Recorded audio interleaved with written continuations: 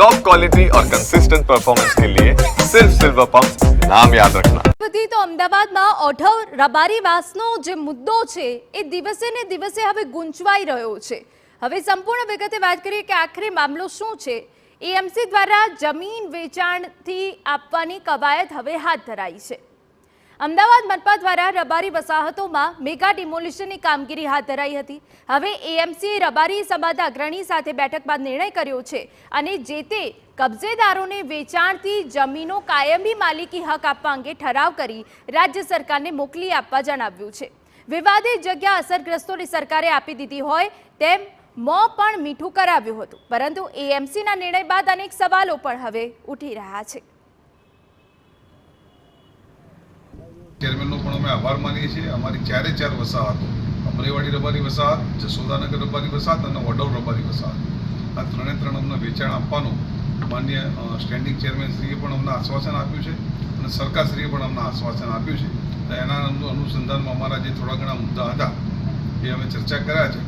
ગઈકાલે જે Ahmedabad municipal corporation દ્વારા સરકાર દ્વારા જાહેરાત કરવામાં આવી કે 3 રબારી વસાહતો એ વેચાણ આપવાની જાહેરાત કરી છે, વિશે અમે આવકારીશું, પરંતુ એ 3 વસાહતોના વેચાણની વાત જે અમારે આ જે જગ્યા છે એ ગેરકાયદેસર નહીં, આ કાયદેસર જ છે, પણ એ કાયદેસરને તમે દસ્તાવેજ કરી આપવાની વાત કરો છો, તો એ અમારા દસ્તાવેજ એ રાહત દરે હોવા જોઈએ, જે ભૂતકાળમાં ઠરાવ થયેલા છે। સરકાર ધારે તેનું વ્યાજ ગણે, ચક્રવૃદ્ધિ વ્યાજ ગણે, પણ રાહત દરે આ લોકોને મળવા જોઈએ, ગરીબ સમાજના લોકો છે।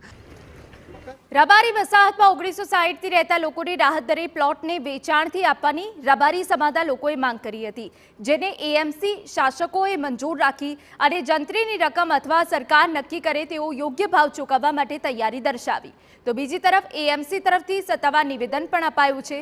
આગામી સમયમાં સ્ટેન્ડિંગ કમિટીમાં વિસ્તૃત ઠરાવ કરી સરકારમાં મોકલીશું અને સરકાર નક્કી કરે તે મુજબ આગળ ટૂંક સમયમાં નિર્ણય કરીશું। આવનાર સમયગાળા દરમિયાન આનો સુખદ અંત આવે એ માટે જે રજૂઆતો નેતા ત્યાંના આગેવાનો દ્વારા અમને રજૂઆત કરવામાં આવી છે, પરિણામે આવનાર સમયગાળા દરમિયાન ટૂંક સમયની અંદર અમે જંત્રી ભાવે અથવા તો સરકાર જે નક્કી કરે એ રીતે ઠરાવ કરીને રાજ્ય સરકારને મોકલી આપીશું અને પરિણામે જે આ કાર્યવાહી થતી હતી ત્યાં રહેતા લોકો છે, માલિકો છે, એને આ જગ્યા મળે અને એના કાયમી હક મળે એ માટેનો પ્રયત્ન મહાનગરપાલિકા દ્વારા આગામી ટૂંક સમયની ગાળાની અંદર એ કરવામાં આવશે। ઓઢવ રબારી વસાહતમાં એએમસી દ્વારા ડિમોલિશનનો મામલો વિવાદનું મોટું કારણ બન્યું છે। કોંગ્રેસે પણ આક્રમક બની મુદ્દાને વિધાનસભામાં ઉઠાવ્યો છે। બીજી તરફ કોંગ્રેસ નેતા અમિત ચાવડાએ રબારી વસાહતમાં મુલાકાત લઈ સ્થાનિક લોકોને મળ્યા અને એએમસી તેમજ સરકાર સામે સવાલ ઊભા કર્યા। આજે સરકાર કોઈ જંત્રીના ભાવે કે બજાર કિંમતે આપવાની વાત કરે તો અનેક પરિવારો એવા છે કે જે આજે ઊંચી જંત્રી હોવાને કારણે, ઊંચો બજાર ભાવ હોવાને કારણે કદાચ પૈસા ના પણ ભરી શકે, પણ સરકારની જવાબદારી છે કાં તો વૈકલ્પિક એને મકાન આપે, કાં તો રાહત દરે એને પોતાની જમીન આપે, એ જમીનના દસ્તાવેજ કરી આપે। એવો ભૂતકાળનો કોંગ્રેસના શાસનનો ઠરાવ છે, એને અનુસરીને સરકાર રાહત દરે આ બધા જ પરિવારોને પ્લોટની સાથે સાથે વાડાની જગ્યા આપે એવી અમે પણ માગણી કરીએ છીએ।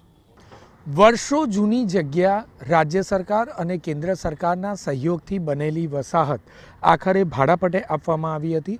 આ જ વસાહત હવે કાયમી કરવી તો કેવી રીતે કરવી, આખરે તેને માલિકી હક જે તે કબજો ધરાવનાર વ્યક્તિને આપવો તો કયા દરે આપવો, તે બાબતને લઈને અનેક વિવાદ છંછેડાયો છે, પરંતુ સૌથી મહત્ત્વની બાબત કે આખરે આ જ પ્રકારે શહેર અને રાજ્યમાં અન્ય જગ્યાઓ પર પણ આ જ પ્રકારના દબાણો થયા હશે, આ જ પ્રકારના કોઈ કરાર થયા હશે, ભાડેપટ્ટે જગ્યા આપવામાં આવી હશે, તો આવી તમામ જગ્યાઓ પર આ પ્રકારનો નિયમ લાગુ કરવામાં આવશે ખરો?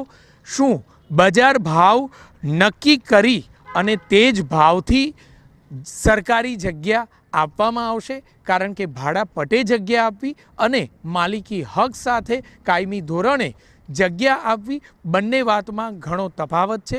ત્યારે હવે સરકાર અને કોર્પોરેશન આ કિસ્સાને ધ્યાન પર રાખી અને સમગ્ર રાજ્યમાં કયા પ્રકારનો નિર્ણય લે છે તે બાબત અતિ મહત્ત્વની છે। કેમેરામેન અરવિંદ સોલંકી સાથે જિગ્નેશ પટેલ, TV9 અમદાવાદ।